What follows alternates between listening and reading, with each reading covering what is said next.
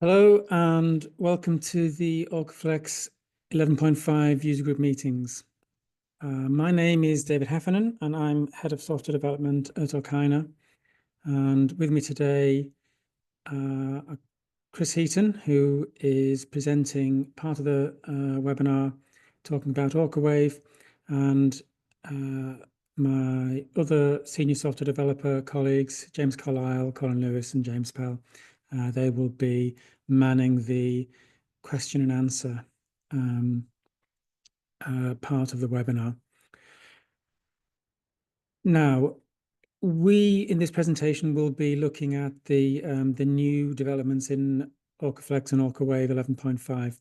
11.5 was released in December, and hopefully everyone has access to it, or at least a large number of you have access to it.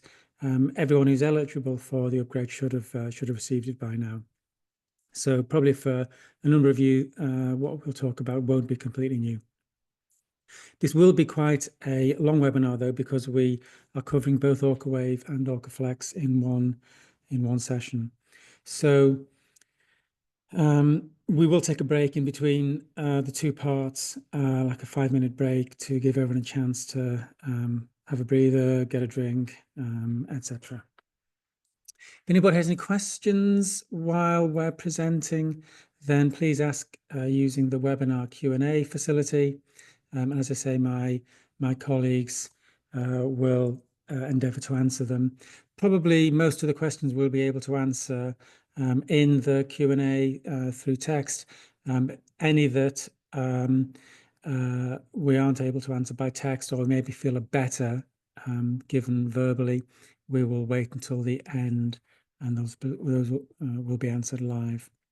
Now, here's OrcaFlex.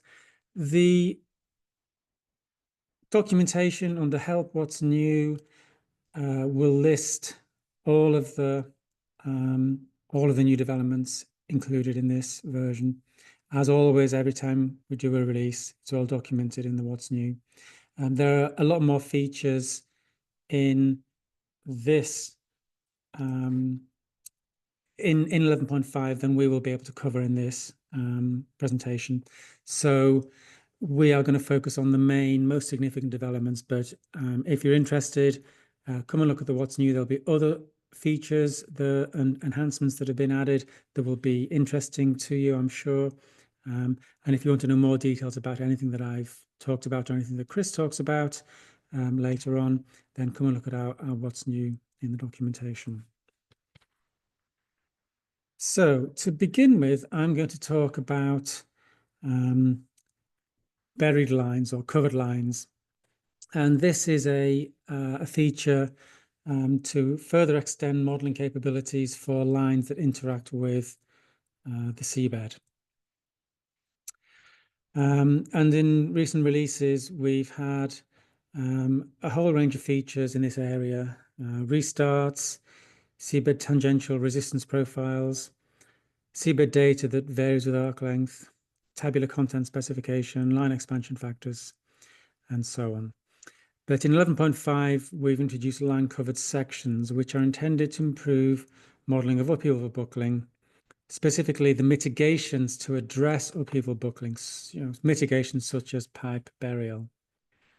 And I'm just going to show one short slide. As I said, this feature is about modeling mitigations for upheaval buckling. Upheaval buckling occurs when a buried line bows upwards because the cover material doesn't provide enough downward force.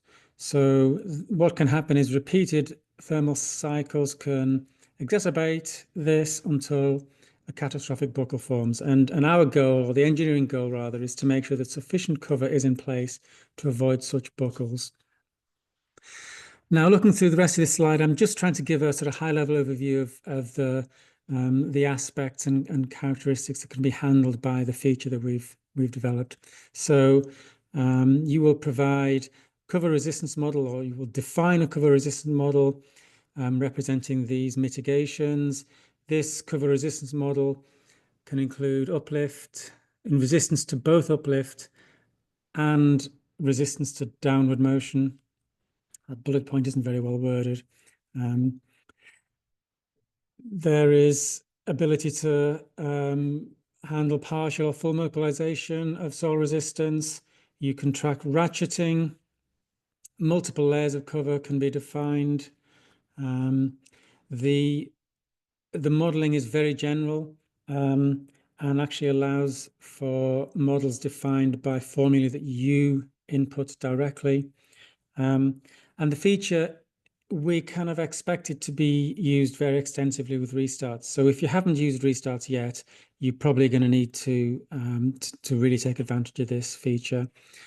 Restarts are often the most efficient way to model repeated load cycles through thermal load cycling, expansion and contraction that is induced by that. And it's also important to define the initial as-buried configuration, and that is best done with a restart. This is a very large new development. There's new data on the line form, a new cover type object, a wide number of new variable data sources, a new type or category of variable data source, the Python variable data source. The development took more than a year from start to finish. We actually started work on this before we released 11.4. Documentation is around 25 pages long, albeit about half of that is a topic of very useful examples. What I'm driving at here is that the feature is really too broad and complex to cover in any detail. And if you're going to get anything out of it, you're going to have to take advantage of this documentation. What I would say, though, is I've found the documentation, which I've had nothing to do with, so I'm not biased. The documentation is really excellent, and particularly the topic of examples is very, very helpful. Now, let me open a model to start showing some of this functionality. So my model, I'm going to open it first. I'm also going to show you where it came from, because you can get access to the same model yourself. In the help file, in the theory section, under line theory, there is the documentation for the theory for buried lines, and also this topic of buried line examples. And if we look at this, it's a series of, I think, 5 or 6 examples. It's a very long, comprehensive topic. Each example has a button you can click on, and then you will download a zip file containing the files needed to recreate the example. And the example here we're looking at is this example 3, DNV drained soil model with ratcheting, which has a resistance scale as found by a formula given in DNV RP F114. Let's first of all look at the actual model. So this model, it's a restart model. It restarts from a parent that is a static-only analysis, and the static-only analysis defines the as-buried configuration for the covered line. And we've actually got 2 lines in the model, covered and uncovered, and they're as it suggests, one is covered by some substance, soil material, and one of them is not. And this cover will provide resistance to any uplift. Now, this is not a model that is intended to represent a real upheaval buckling analysis. It's not a model that's intended to have realistic properties. So please don't sort of write in asking, should I use these properties? Should I, or asking, why is the value of the diameter set the way it is? It's purely a model to demonstrate the concept and the type of functionality that's available. And we have 2 constraints in the model, which are curvilinear constraints, whose z coordinate is defined to be 10 times the simulation time. And what that means is as the, I should also say that the two ends of the lines are connected to constraints. And the constraints are actually also given a release condition, which means if the reaction force is greater than 50,000, the constraints will release, and anything connected to them will be free to move on its own volition.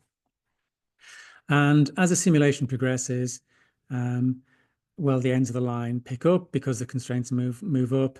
And what we have here actually is cover's actually drawn in this model. I'm just going to show it a little bit bigger. The cover's drawn here, and the yellow line, which is the uncovered line, lifts up through it because it is not impacted by it. And the covered line resists this sort of upward motion. You can see this happening. Eventually, it sort of gradually pulls out.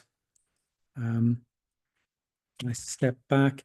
This is the point where the line releases and falls back, but it doesn't fall back through the cover. We have some ratcheting effect. Okay, as I said, I don't want to get into too much of the detail, but this is illustrating the type of concepts that we have. We're going to have a little bit of a look at the data because that can be quite important, quite helpful. The covered line on the seabed section, as you can see, as I say, this is a restart, and the highlighted data is really this data here. The highlighted data indicates the data that's been changed from the parent. So we've added a covered section, and these cover properties are defined for arc length ranges on the line, very similar to seabed sections where you define tangential resistance profiles and per arc length seabed properties. So it's the same concept as the existing seabed data that exists on lines that has been added in the last 2 or 3 releases. And here we have cover between these ranges, cover height defined by this variable data item. If I have a look at that variable data item, then it's cover height, and it's the sort of trapezium shape we saw before. And that's buried seabed penetration. In this case, because it's a restart, we're using tilde, which means use the configuration from the parent analysis, and the as buried seabed penetration, it really defines the origin or the displacement origin of the resistance load model. And the rest of the properties are defined by the cover type. So let's look at the cover type, which was drained soil. So we get things like resistance scale, mobilization scale. You can read them. You don't need me to do that. The thing that I would say that's interesting here is these data items, they can be constant, they can be tabular, or they can be defined by a new Python variable data source, which I'm going to come to in a minute. And that's really where I think the real beauty of this development lies. And I'll note that actually resistance scale, mobilization scale, and ratcheting length are all defined by the same variable data source. You don't have to do it that way. You can have distinct data sources for each of these items, but it can be very convenient to define them all in one place. What does this drain load model look like? So let's look at that next, because I've taken a while to get here. And this is, as I alluded to before, this is where you can define properties and define the resistance model using formulae. And these are the new Python variable data sources that I mentioned. I'm going to look at the help file for them. And the cover load model, which is what we have here, its job is to define RC, resistance scale per unit length, dm, the mobilization scale, and dr, the ratcheting length. And if we come back to what we've seen, we can see each of these three quantities defined. Now, you don't actually need to define all three in all cases. For instance, sorry, for instance, if you'd only specified this variable data source for, say, resistance scale only, then you would only need to define resistance scale here. But it's quite common to define all three in one place, and you can see them all together in one place. The inputs are important. So the inputs here are D, the diameter of the line, H, the initial cover height, and potentially the mobilization, which is Z. Now, we suspect that most of the time mobilization won't be an input to a resistance model. The resistance models we've seen generally don't have that, but it is potentially possible. And if you come back and look at what we have here, we see D, H used here as well, and then used down for the ratcheting length. So these inputs are provided by OrcaFlex. OrcaFlex knows what the line diameter is, and the line diameter might vary along the line. OrcaFlex will, when it evaluates these functions at a particular point along the line, it will use the diameter at that point. When it needs an initial cover height, H, at any point along the line, it will know what that value is from other data in the model. So this makes it quite straightforward to use. Gamma prime, F, what are these things? Well, they are constants defined through a separate form. And you can give them, they're arbitrary, you can define them as you please with whatever names you wish, and they're referred to by name. Now, what does this formula come from? I mentioned, if I come back to the help file and I go back, these formulae here, gamma prime times D times H, half minus pi over 8. You can see that there for our resistance scale, mobilization scale. You can see that matching, and the same is going to be true for the ratcheting length. Let's just look at the actual source for the resistance scale. We said it comes out of DNV F114. I can bring that up. Again, here's the the same equation, but this is DNV F114, same equation, taken straight out of the code and into OrcaFlex. So I guess hopefully that gives you a good flavor of what we can do with this new functionality. It's been a really very brief demo. I think I've covered the most important aspects. I guess one question that people might ask is, why have we gone for defining or allowing you to define the model using formulae? And the reason is, when we looked first at how we might do this, we found an awful lot of different models in the literature, and some of them depended on D and H, and some of them depended just on D, and we imagined, and we know that there are some that depend on the mobilization Z as well. So we imagined being, allowing the user to sort of tabulate everything like this, but that would be quite arduous to tabulate something that's got 2 or 3 independent variables, and every time you change something like gamma prime or you changed alpha, then you'd need to tabulate it again for each new project, or if you wanted to change the data slightly, which would be really quite awkward. So what we realized was, if we allowed you to define the actual formulae, then you would be able to avoid all of those pitfalls.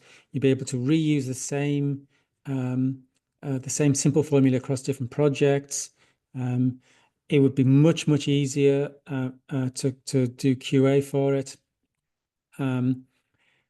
And I think when I initially saw this, I was a bit oh, this is a bit of a leap into a new way of using OrcaFlex, but I've definitely come round to this. I think it's a very, very powerful idea.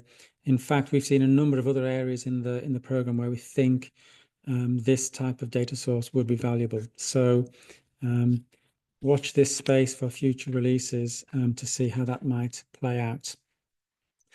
As always with a new feature, we imagine users will look at it with maybe different perspectives from us. We'll have ideas for how to improve it, how to do things differently.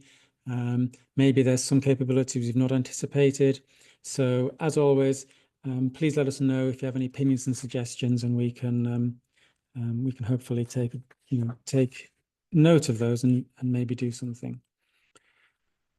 Right. I'm going to move on to we'll move on to different aspects of the program. That's enough about buried lines. We could probably talk for a couple of days on all the different aspects of that, but we're just going to have to leave you with the documentation.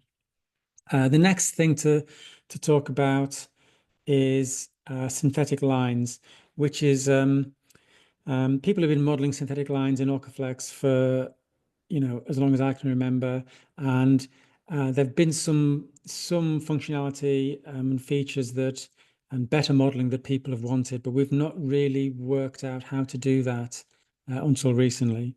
I know that it's been an area that we've had feature requests for a very, very long time, but recently we've had a much clearer picture on how we might do this, and so 11.5 does offer some new functionality. And broadly speaking, the new feature is an implementation of the SYROPE model. It's slightly extended in a very natural way, and I'll explain that later. So this is primarily with polyester moorings in mind, and the feature allows a line to have different axial stiffness in statics and dynamics. And this can be used to represent rate-dependent stiffness, whereby we associate the system's steady response under mean loading with the static analysis, and we associate higher frequency response due to wave loading with the dynamic analysis. And this being expressed through different axial stiffnesses for static and dynamic analysis, which I will talk about here in this figure that's lifted from our documentation. So along the x-axis here we have strain, and on the y-axis we have tension, and we are showing that there are different axial stiffnesses in statics and dynamics. Statics is blue, dynamics is red. In statics you have the option of either linear or, as is shown here, non-linear elastic. In dynamics, the stiffness is always linear, but it can vary along the line, and it can vary as a function of the static tension. And that's what the formula in the top right is meant to indicate.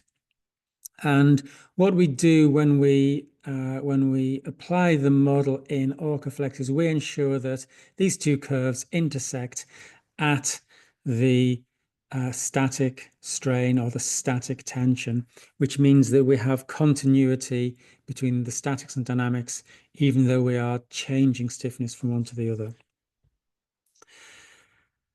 Now, if I look in the data, I'm going to bring up this line type, which uses the new feature, axial stiffness defined by a variable data item. And the variable data item looks like this. I'm going to bring the documentation up. This is the same, we see the same graph, so the same figure that we saw before. And we see there are actually two models for defining the dynamic stiffness. So actually, let me step back and say the static stiffness. The static stiffness, we'll talk about that first. In this data example, it's linear, but you can drop it down and select a variable data item that would be a non-linear elastic axial stiffness data item. defined elsewhere. It would be defined here.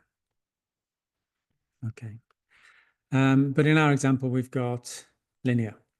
And for the dynamic stiffness, you have two choices, coefficient or tabular. Well, with coefficient, you get the sort of raw SYROPE model, and that's defined by this formula, a constant term plus a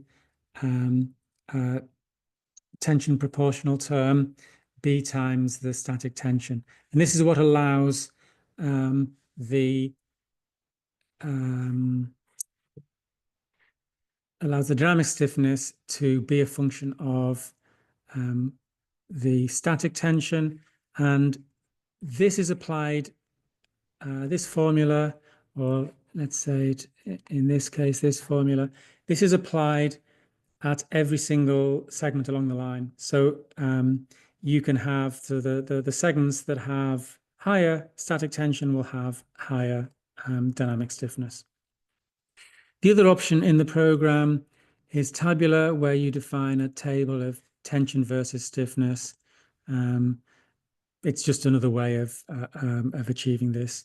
It's a little bit more general. We had some requests from some clients who'd seen previews of this feature and said, well, actually, we have experimental data that we would like to input. How could we do that? So this was our approach. This is our minor extension to the SYROPE model. Now, before we'd implemented this functionality, users were doing this with OrcaFlex, but through a really obscure and hard to implement workaround. Typically, users would perform a static analysis using the low frequency stiffness and the true line lengths to work out the static configuration. Then the next stage, they would modify the model and use dynamic stiffnesses.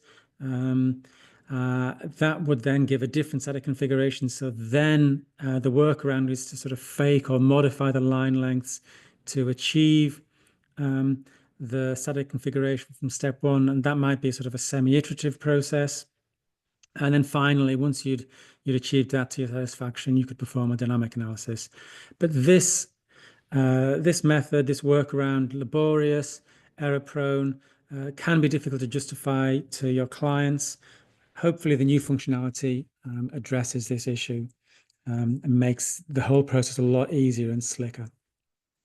I'm sure that this is not the final word on synthetic line modeling in OrcaFlex. We're expecting feedback from users, and we'll sort of keep an open mind to further extending the feature.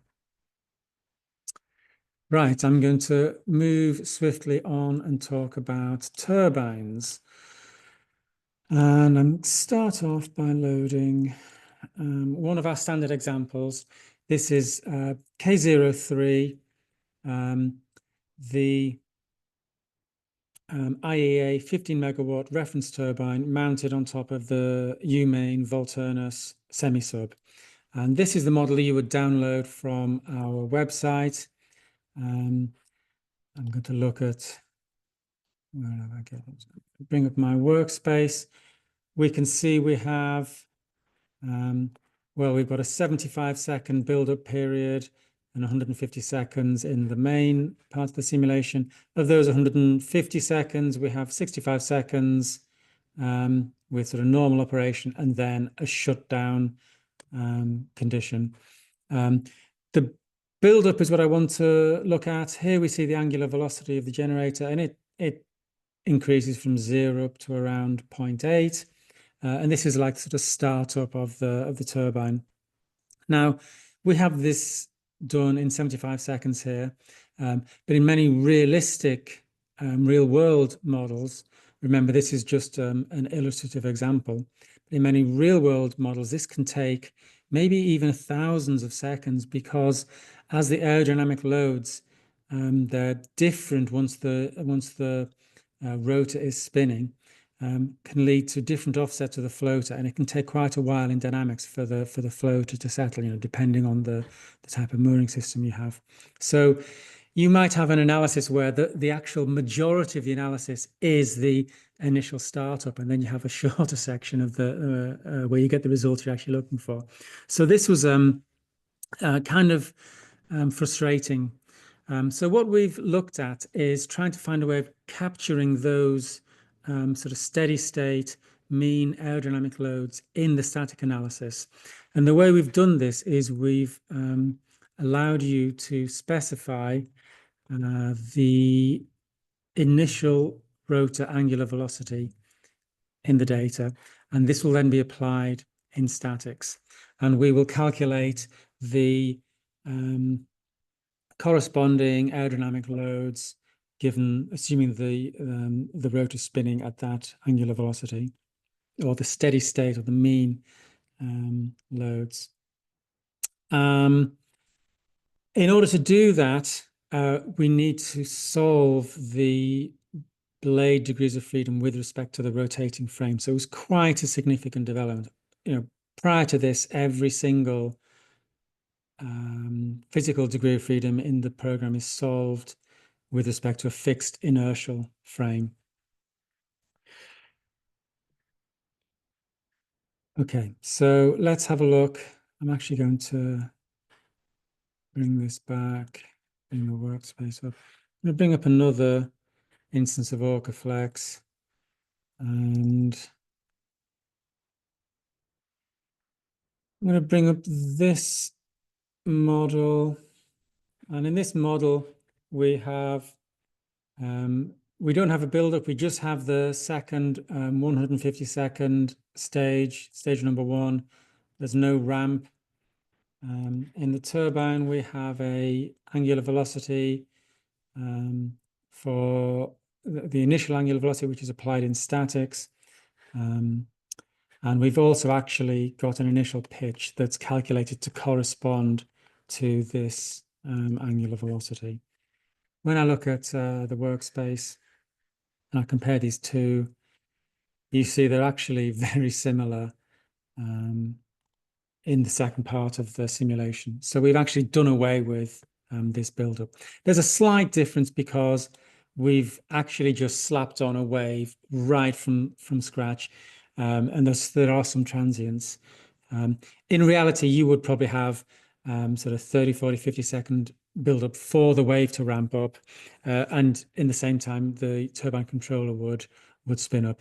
But those would be a sort of a build-up period that's more akin to the typical offshore analysis, dynamic analysis you would do. You don't need to do a big, long dynamic analysis just to find the mean position of the turbine.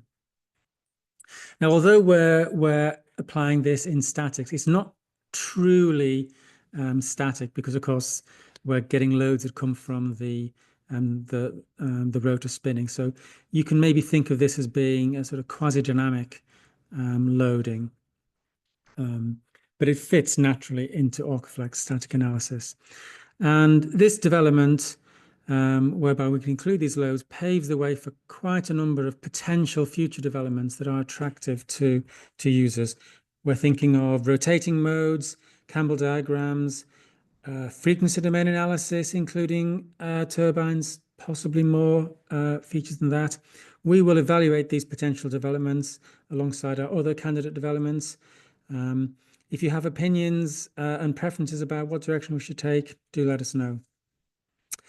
Now, having done this particular development, we actually discovered a side benefit, which is related to being able to solve the degrees of freedom with respect to rotating coordinates.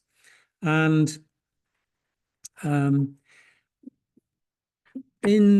11.5, you can now specify whether the DOFs are solved with respect to the rotating frame or to the inertial fixed frame. And in all previous versions, we would have used the inertial frame. If you have a non-zero value of angular velocity, then irrespective of what is specified here, the rotating frame will be used. It has to be done to calculate these loads in statics. But in dynamics, you'll get whatever you choose here. And what we've found is it turns out that when using the rotating frame, we can use longer time steps and have more stable solutions. And it's probably not going to be true in every single case, but for most of the cases we've looked at, that is true. And I'm just going to illustrate with this example that we started with, my time step of 0.025. Why have we got that time step? It's a little bit shorter than you normally see in an OrcaFlex model. If I look at a workspace that shows the iteration count, we're getting iteration count around 2 or 3, which is quite nice. If I have the same model, but with this has got a time step now of 0.1, I'm still solving with respect to the inertial frame. And now when I look at my workspace, I see a horrible 40, 50, sometimes 60 iterations per time step to solve this. So this is why our standard example uses this slightly reduced time step, 0.025. It means that although the time step is shorter and therefore more time steps are taken, because you use fewer iterations, the actual overall total wall clock time is much faster. So this simulation takes a very long time to run. If I now look at the same model again, but now with DOF solved with respect to the rotating frame, and I've got a time step of 0.1, and I look at my workspace, I can see nice low iteration count. So this is the benefit of solving the degrees of freedom with respect to rotating frame in dynamics. You can typically end up with longer time steps and still retain a nice effective convergence, relatively few iterations. We've also actually found that it can be a lot more robust. Even some models, you can get really short time steps and still have problems with convergence. And I think that solving with respect to rotating frame is much more stable. So now, if I create a new turbine, the default is to solve with respect to the rotating frame. We think it is really significantly better, which is why it is now the default. Okay, we're going to move on and talk about frequency domain. Frequency domain solver has been in OrcaFlex for almost 10 years now. I checked the other day, I couldn't believe it's been that long. It's actually a really mature feature. Most of the functionality that is available in sort of time domain analysis, that is feasible in frequency domain analysis, is already available. But there's a couple of little corners in the program where that's not the case. Multibody groups for coupled hydrodynamic analysis could not previously be used with the frequency domain solver. Starting from 11.5, that limitation has been removed. Nothing conceptually that challenging about doing this. It just needed quite a bit of refactoring and reorganization of code to admit the 6n by 6n frequency dependent added mass and damping matrices. Wind load and current load results, these are available in the time domain. The wind load and current load is included in the frequency domain, but we didn't offer results previously.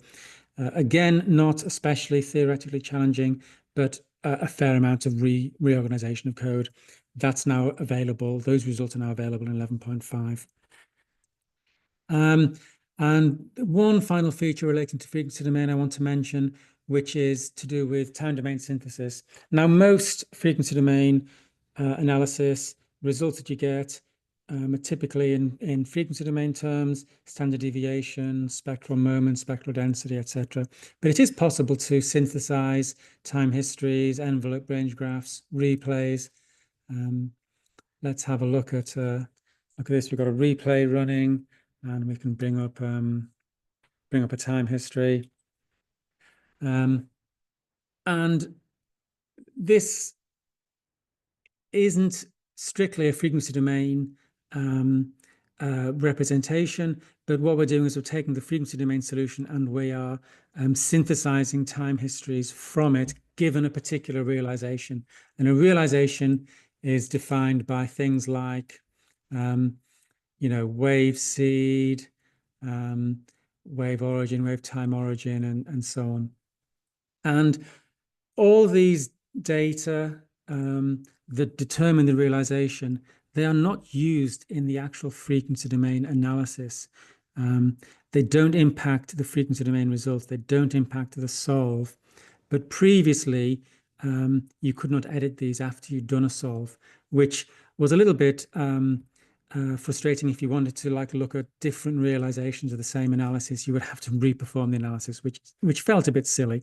So we put in a little bit of work to make these editable. So you can now change these, you know, put in a different value and you see the time history changes. You know, maybe we don't like 47 and we prefer 44, whatever. You can change these values after the analysis has been run without having to reperform it. Right, let's come back and look at a couple of features to do with vessels. Vessel type data, added mass and damping data, we've mentioned it a couple of times already. You can see it on the data form. You can see it not all at the same time. You have to look at one particular period or frequency at once. You're never going to enter this data yourself. It's all going to be imported from another program. But if you want to check, has the import been handled correctly? There's a new feature, view data, which will give you the data all in one big table for all the different periods or frequencies, and you can save it and check it against your data source. Similarly, for multibody data,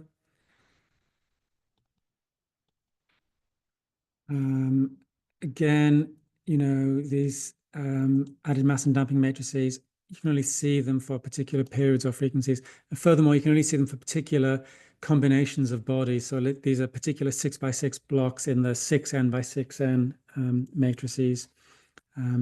So yeah, you want to see the top right, a 6x6 block, then you change that. So if you want to check the data, that's going to be really awkward.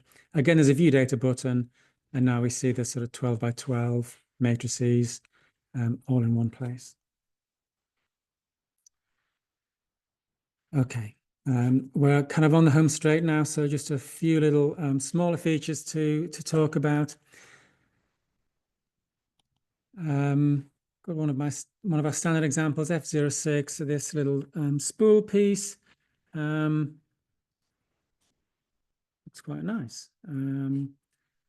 If I look at the data, it's using the pre-bend feature. So we have a whole bunch of straight sections, 90-degree bends. You can see the shape, view it like this. You can do an elevation view and a plan view, see them side by side. It's quite nice. But sometimes users have asked us, can we get the actual coordinates of all the nodes, here, coordinates and orientation. I think one of the requests was somebody wanted to model a clamp at a particular point along the line. So like maybe the node at arc length 35, they wanted to clamp that in a particular place. They wanted to clamp it in the unstressed position. So how do you find out that unstressed position? Well, there's a new feature, show pre-bend node positions, that will give you the positions and orientations that you could see on those 3D views. The next feature is relating to seabed spans.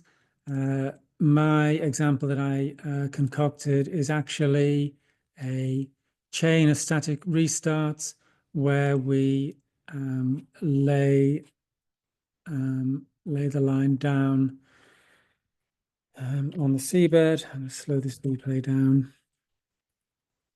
In fact, I'm just going to pause it and drag it around. So yeah, we're going to lay this line down on the seabed. And having done my all my restarts, we're left with some of the line touching the seabed, as shown with highlighted in white, and some of the line spanning lifted up off the seabed. So question would be, tell me more information about these spans.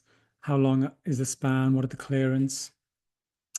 You can work that out through a bit of automation, post-processing, maybe some Python code. But now in OrcaFlex, come and look at the summary results for the line. The first page is just the normal summary results, node positions, and lower down we'll get tension, bend moment, etc. The second page on this report lists the seabed spans. In this case, there are 7 spans and different lengths in this column, and you can see the maximum clearance within the span, the maximum vertical clearance, and the arc lengths at which those maximum clearances occur.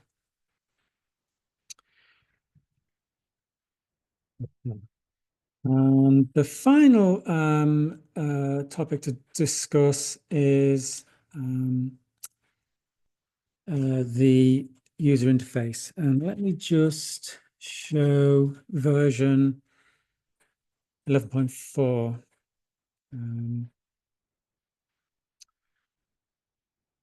Now, in 11.4, I'm going to show line data form. For instance, this is true with any data form in OrcaFlex. In older versions, I can edit the data here. But if I try to, I'm going to try and click on the model browser, maybe double click on the line type.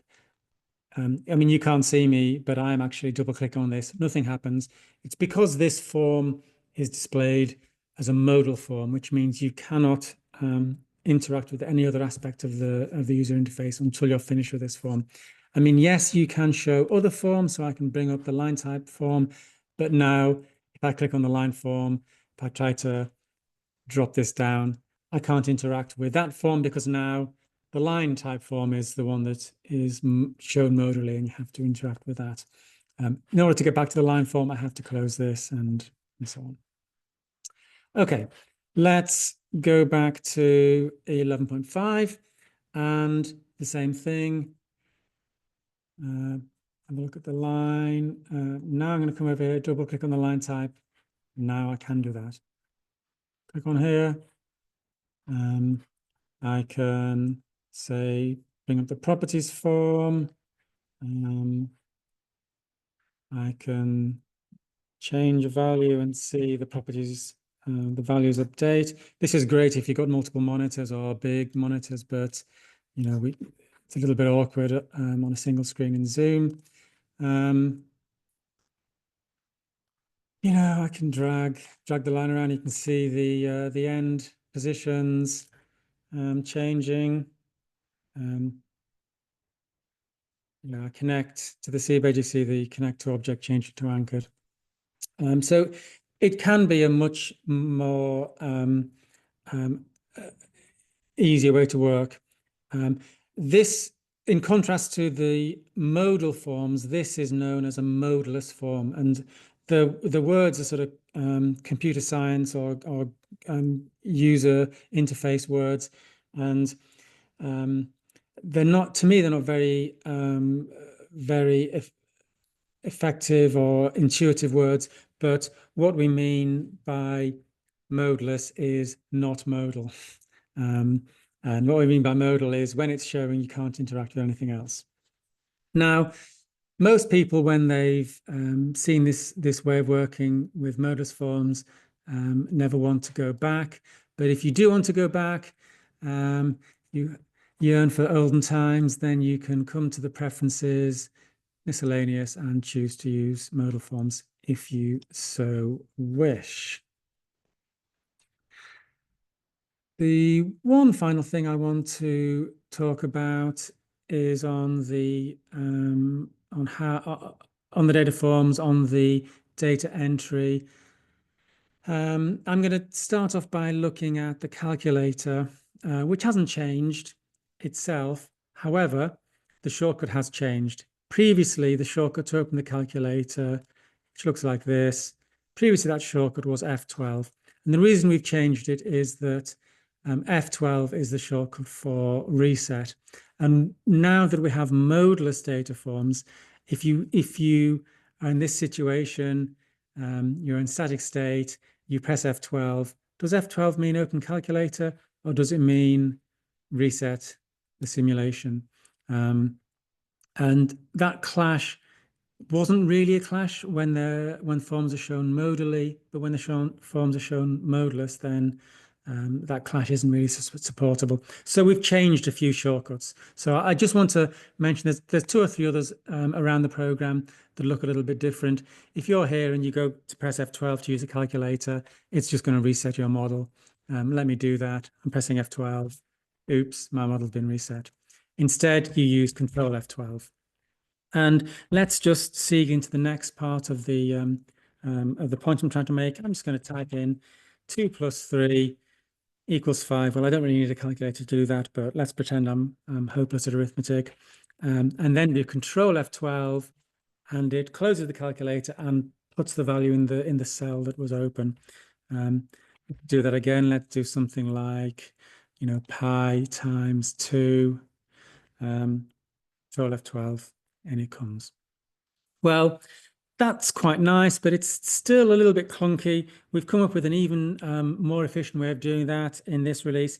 If you type equals as if you're typing, say, an Excel formula, 2 + 3, press enter, there's your value.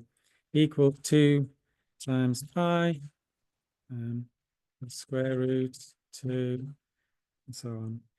It's 2 to the power 3.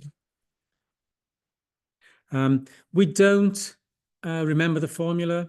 What is in this cell now and what's saved to the data file is 8. It's not equals 2 to the power 3. It would be quite nice to be able to do that, but that would require a complete redesign of very large amounts of our code. And to be honest, I don't see that happening anytime soon. Maybe there will be some future universe where that does happen, but for now, this is how it is going to be. If you want to learn more about the expression evaluator that's behind that, well, it's the same expression evaluator that we already make available for text data files. You can get to the documentation from data forms, data fields. We see this topic here talking about equals prefix and a link to the expression evaluator, which gives you all the functions, trigonometry functions, log, etc., constant pi, and so on. Convert from degrees to radians. So that could be really, really useful. You've got some value that you need to put it in radians or degrees, handy just to, whatever. Okay, that is all we're going to say on OrcaFlex. As I said, we are now going to have a short break, and after the break, in about 5 minutes' time, Chris will be here, and he will be talking about the new features in OrcaWave 11.5. So go and grab a drink, take a stroll, and we will be back in 5 minutes' time.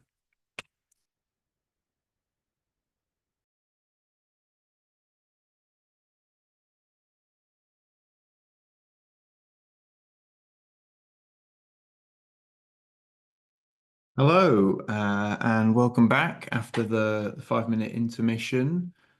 So welcome to part 2 of this UGM webinar. I'm going to talk about the new features in OrcaWave 11.5. My name is Chris Heaton, and I'm going to be talking for hopefully about 25 minutes or so, and no longer than that, about these 4 items.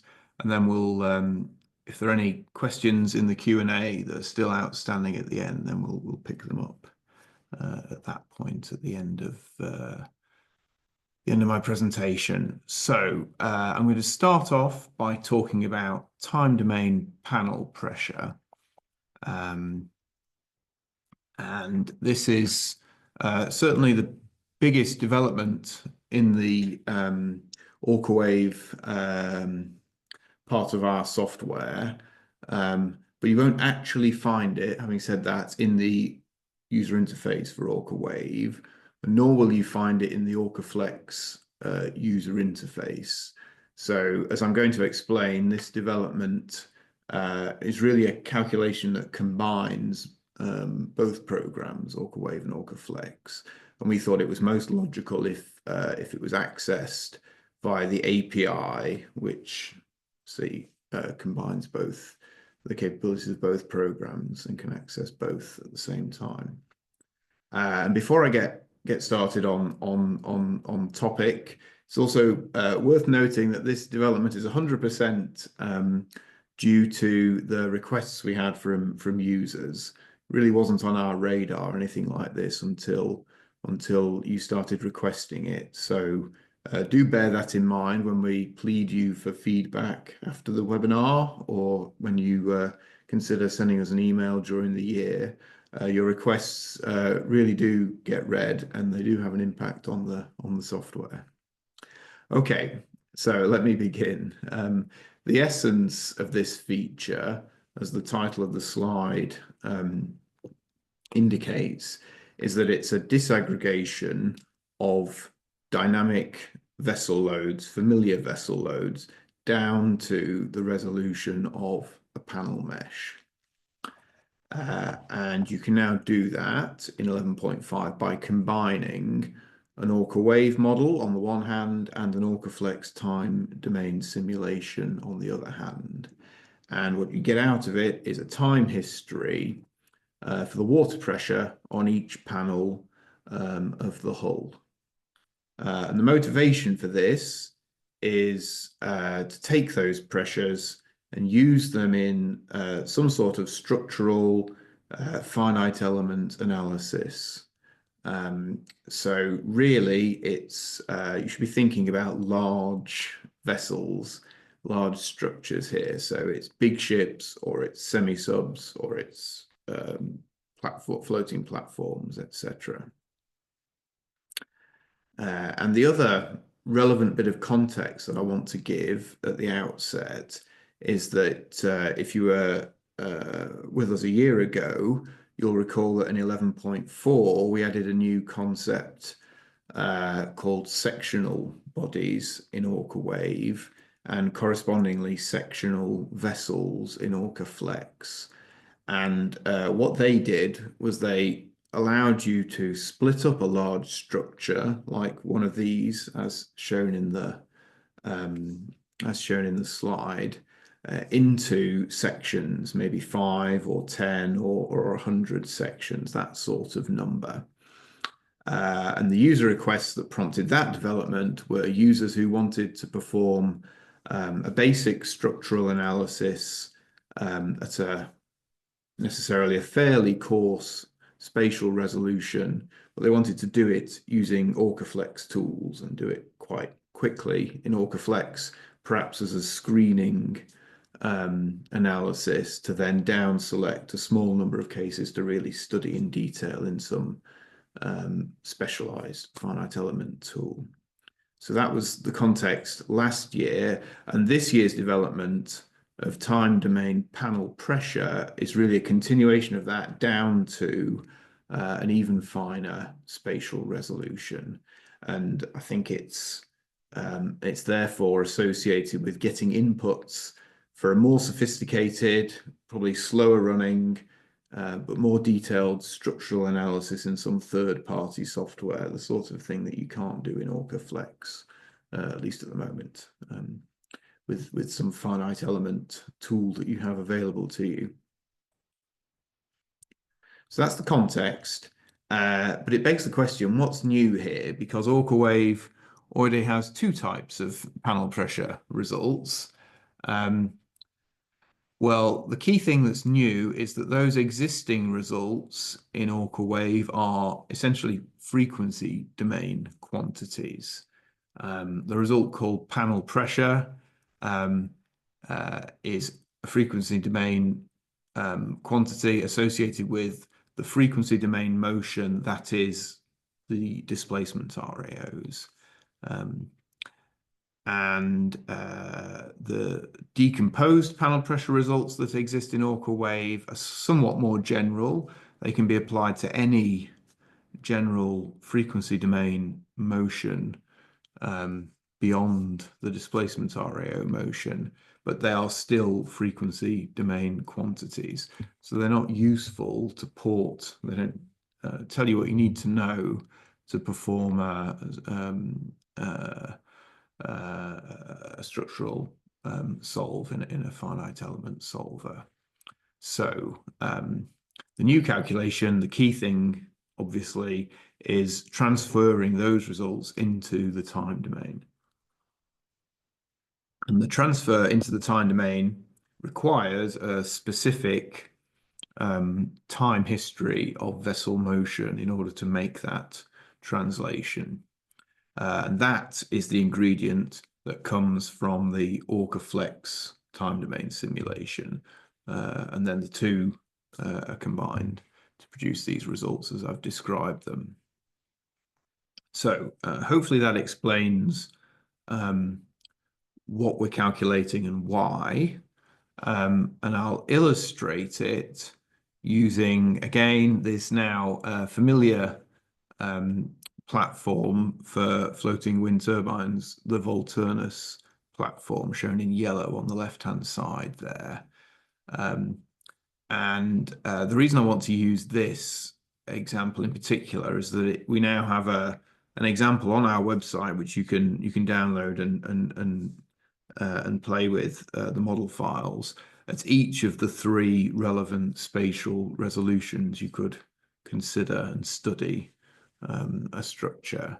So starting off with the top row in the table there, the K03 example, which David briefly brought up earlier in the OrcaFlex presentation, is a model of the entire platform as a single vessel. So it's a standard diffraction analysis in OrcaWave, a standard one vessel simulation in OrcaFlex. And the loads that you can report out at the end of that are loads, wave loads, total loads, etc., eddy mass and damping loads on the entire platform. Then if we move down to the second row of the table, example L04, which is now available on the website as well, takes that platform and splits it into 7 sections, as shown in the diagram on the right, 7 sectional bodies in OrcaWave for the diffraction analysis, and in the OrcaFlex time domain simulation. Again, it's still fully coupled. We have the hydrodynamics and we have the rotor aerodynamics and we have the power takeoff and stuff all coupled.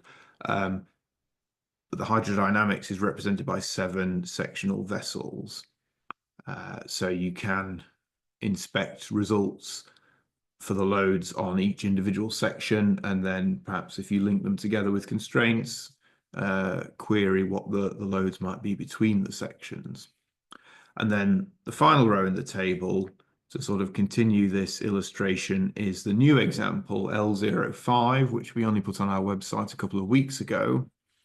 And this performs essentially the same OrcaWave and OrcaFlex calculations, but it shows, in the example, we show how you can use the new 11.5 functionality to calculate time histories of water pressure per panel in the mesh that's used as part of the OrcaWave diffraction analysis.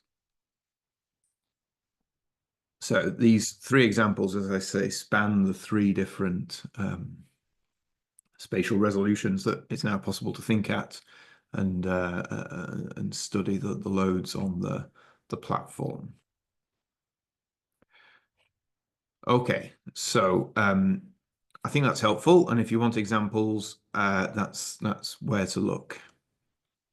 Now, as I said, the calculation isn't launched from the user interface for these new results. It's launched from the API, so there's not much I can show you in the way of a live demo.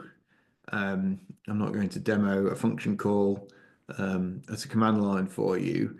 But I'm going to flash up this slide to show you what the call function call looks like in Python, just to illustrate really how relatively simple it is. And the example scripts in the L05 example, if you download that and look at it, you'll see they really are very short and simple scripts. So here's the code as it looks in Python. You need to have a vessel object which you would get hold of from your OrcaFlex simulation. You need a corresponding diffraction model, an OrcaWave model. You need to identify the panels in the mesh that you want pressure calculated on. You need to specify the time period that you want your time history over. And then the final argument is some parameters, which I've denoted as pressure components here.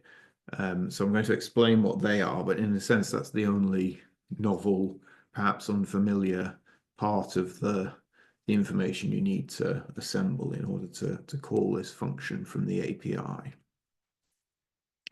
So I'm just going to, before I wrap up, I'm going to finish by explaining what those pressure parameters are. And that's this final slide here. So there's a little bit of theory here. There's an awful lot more theory in the help pages, of course.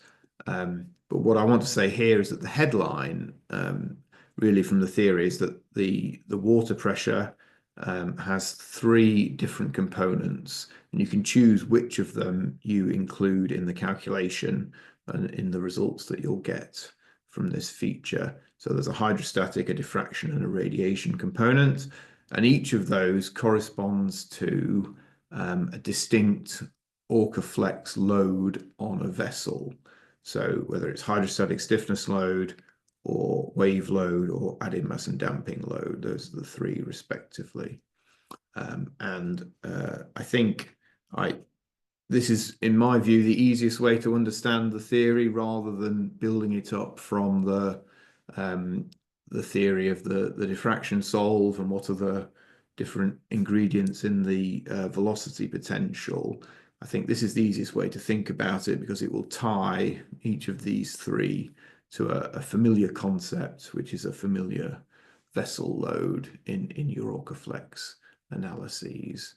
And it also neatly brings me back to where I started, which is to say that these pressures really are a disaggregation of existing vessel loads, which you'll be familiar with and which have been present in your OrcaFlex simulations since the year dot. The final thing to say at the bottom of this slide is just to note, really, that the first 2, the hydrostatic and diffraction components, are very quick and cheap, computationally cheap to calculate. The radiation component is much more expensive to calculate, and it will take longer to do so. And the reason for that is because it's analogous to the added mass and damping load, and it involves these convolution integrals, which I'll say no more about now. But if you want to understand why, then it's all in the theory that's in the documentation. Now, if that is relevant to your model and it's one of the results you want, then we've implemented parallel processing here. So all the panels can be calculated in parallel, which will do the job of minimizing the computation time and mitigating this as far as possible. But there is a significant difference between the first 2 and the third components in terms of computational time. Right, okay, I'm going to move on now to the next item on my content. But as I say, if you're at all interested in this, and I know we had a lot of requests for it, so I assume quite a few of you are, then those examples of the Volturnus platform are a good place to get started. Right, so item 2 that I want to talk about is spring dampers. And for this, I'm going to open OrcaWave and open a model I've prepared to show you. So spring dampers are new objects in OrcaWave in 11.5. And for illustration, what I've got to show you here is a model of a tension leg platform with a spring damper at each of the four corners. These objects have a linear force model, as the name suggests, and the name matches the analogous type of link with a linear force model in OrcaFlex. So I say that, and it immediately begs the question: if you can do something exactly analogous in OrcaFlex, why do we need them in OrcaWave as well? Well, the answer to that is the same as the answer for Morrison elements, which again we implemented in OrcaWave parallel to an existing feature in OrcaFlex.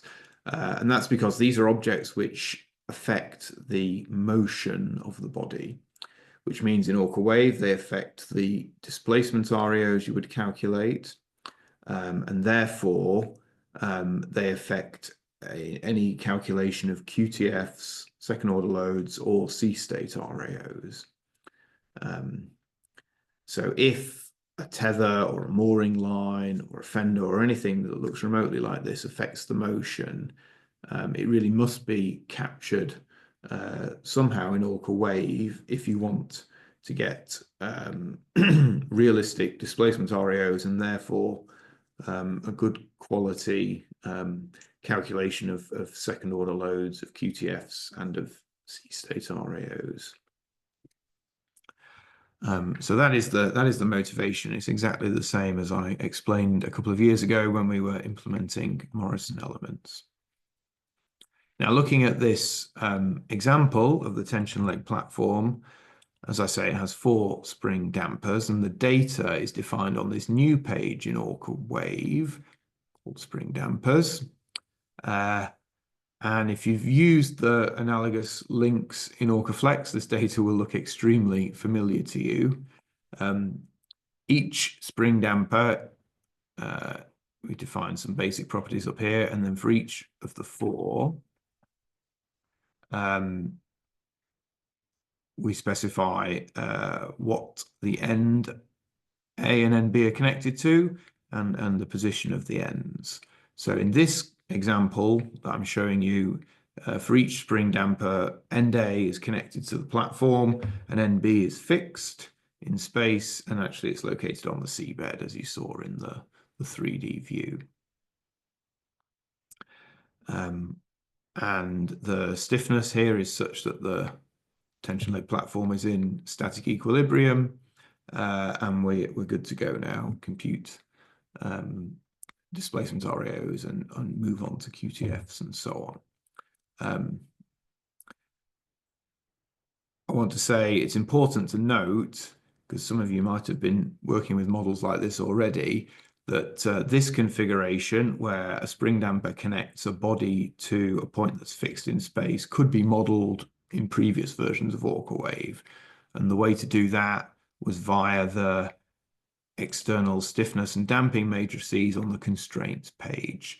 So the approach in previous versions was that you would have to get data for these 6x6 matrices, and the way to do that is to build a model that looks something like this in OrcaFlex, calculate a mooring stiffness matrix, and then transfer that matrix into OrcaWave. But we had feedback that that was quite a complicated workflow, and so we do agree that actually this is probably a better, simpler, more intuitive workflow now, is that you can build the model directly in OrcaWave, where you want to use it first, and then port it into OrcaFlex later, if you have a model such as this. But there's an important extra point to make, which is that in addition to doing that, you can also use these new objects to connect end A to one body and end B to a second body. So you can now have a spring damper, which represents a fender or a mooring line or something that is connecting two different bodies, so perhaps two side-by-side vessels. And that is something you could not model in previous versions of OrcaWave. So that is the most novel aspect of this development, if you like.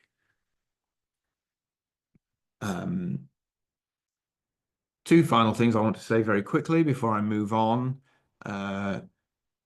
As I said, the new workflow is to build your model with your spring dampers in OrcaWave and then port that into OrcaFlex. If you open an OrcaWave results file in OrcaFlex, it will now import these spring dampers.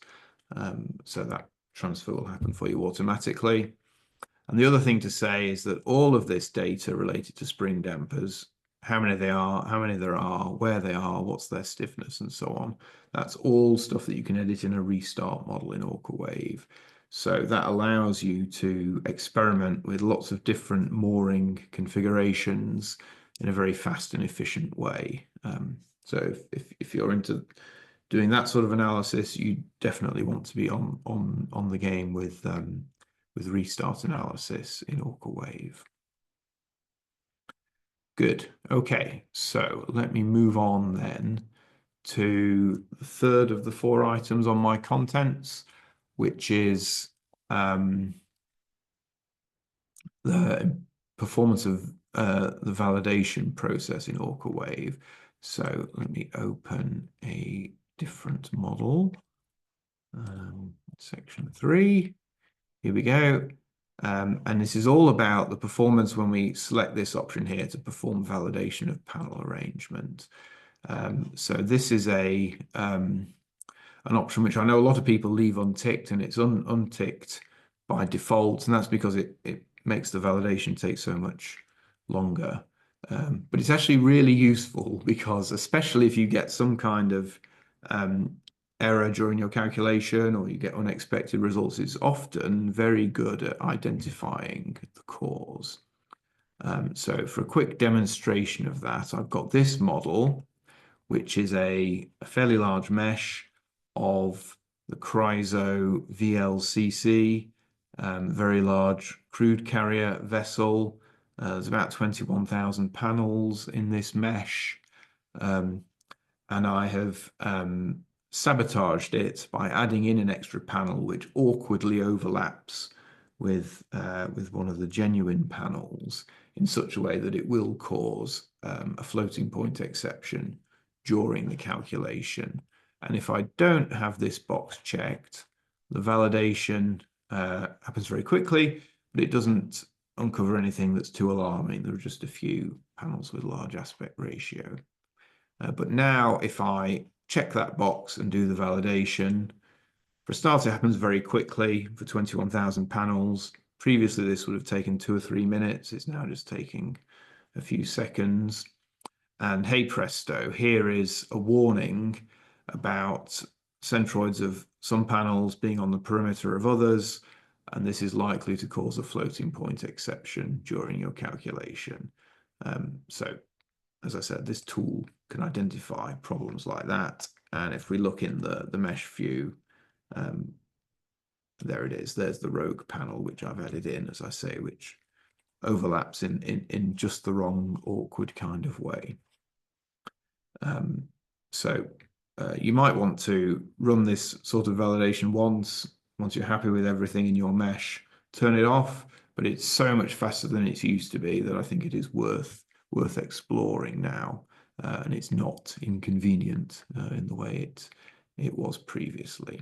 We see a lot of models with problems like this in the mesh in our software support. So you know, it's certainly I think it will be useful to a lot of people if you adopt it. Right. Good. So let me move on to the 4th and final item on my contents, which is this symmetrized body mesh. And again, this is another convenience feature, really, for the analyst. The scenario here is that your client or your colleague in a faraway meshing department in your company has supplied you with a mesh file which doesn't have a symmetry plane, but you know that the vessel or the structure you're modeling is symmetrical about one plane or another. And that's all you've got to work with, and you can't get hold of a better mesh file. Well, the problem with that, of course, is that your OrcaWave analysis is now going to be really unnecessarily slow by a factor of about 4 for each symmetry plane that's missing in this way, because each wave solve takes longer, and also the memory requirement is doubled, so you have to halve your thread count for any parallel processing. So what we've done here for people who are stuck in this situation is we've added a new feature, which again is an API tool, where you can take a mesh like this. This is another mesh, much coarser mesh of that same CRISO, Korean Research Institute vessel. But I've used big panels here so that you can see the panels on the PowerPoint slide. And with this new tool, you can chop a mesh in half using exactly the same logic as is used to chop the dry panels and separate them from the wet panels at the water surface that OrcaWave does for you automatically. And then you can save the chopped half of a mesh as a mesh file with a symmetry plane. And again, that's what the call signature looks like in Python. And you can see the result here is a mesh file where the panels now are symmetric about the center line of the vessel. So in this case, if you had a very big mesh, as I say, you get around about a factor of 4 improvement on your runtime. So it's definitely worth doing if you're not able to get a properly drawn mesh file from your CAD colleague or from your client. So I hope that will be useful for some people, perhaps not everybody, but I know some people get stuck in that situation. Right, okay, so that, as I said, is the 4th of 4 items on my contents, on my presentation. So what I'll do now is I will just show our slide of future developments, and at this point I'll wrap up and say thank you for listening, and plead with you that you do reply to our request for feedback, I mean, on the format of these webinars, but also for future development ideas and requests that you have, so that we can take those into account when we're planning the next releases. So just before I finish, I can see that there's one question that's left open in the Q&A. So I'll address that because it's about OrcaWave. So it's a question from Jose. Does the diffraction pressure calculation account for the instantaneous XY horizontal position of the vessel, is the question, or are they the same as pre-calculated at the mean vessel position? No, it's the former. So yes, it does account for the instantaneous position of the vessel. That is part of the vessel time history information that is taken out of the OrcaFlex, the results of the OrcaFlex simulation, and used in the calculation of the water pressure, for sure. Yeah.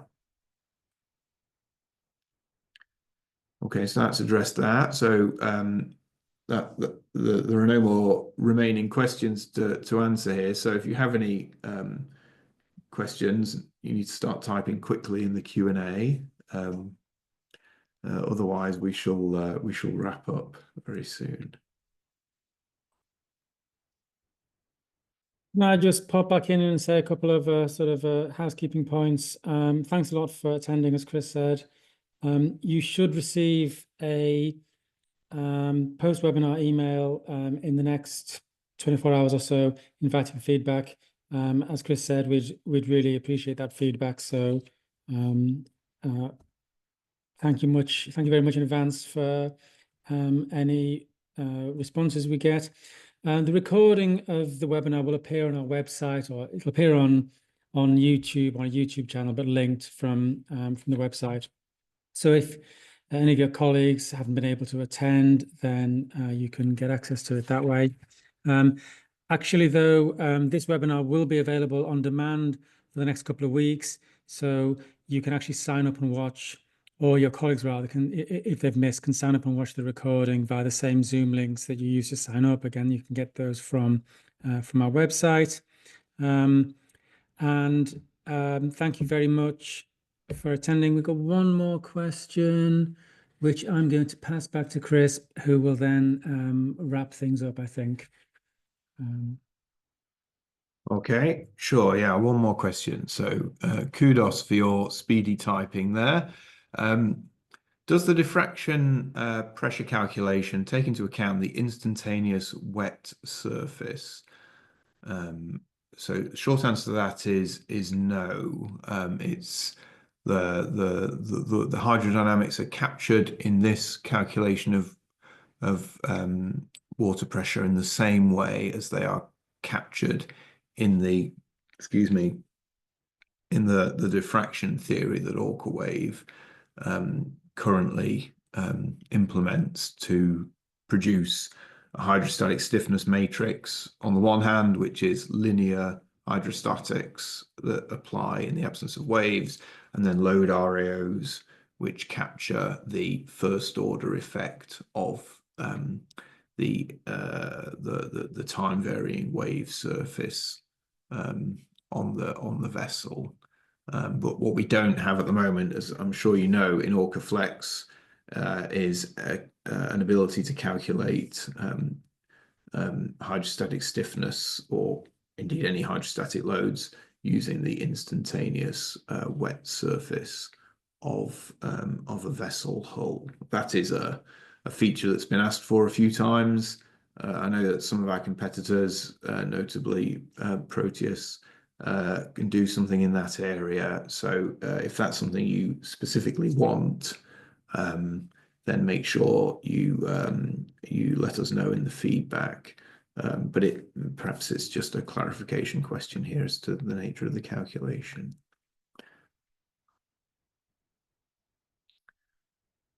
Okay, right. Well, there are no more questions, so I think we'll wrap up at that point. Once again, I'll just repeat, thank you very much for listening in and for sticking with us to the end. Okay, good evening.